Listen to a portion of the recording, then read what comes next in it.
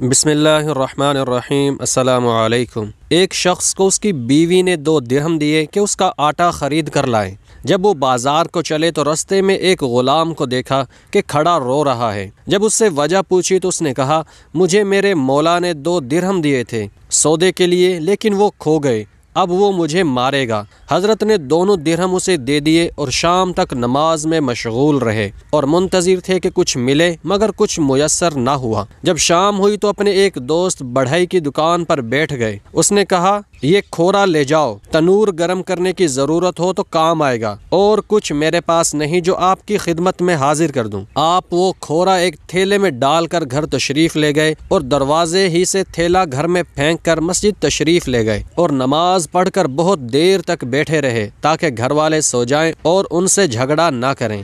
پھر گھر آئے تو دیکھا کہ وہ لوگ روٹی پکا رہے تھے۔ فرمایا، تمہیں آٹا کہاں سے ملا؟ کہنے لگے، اس تھیلے میں سے جو آپ لائے تھے، ہمیشہ اسی شخص سے خرید کر لایا کیجیے جس سے آج خریدا ہے۔ فرمایا، انشاءاللہ میں ایسا ہی کروں گا۔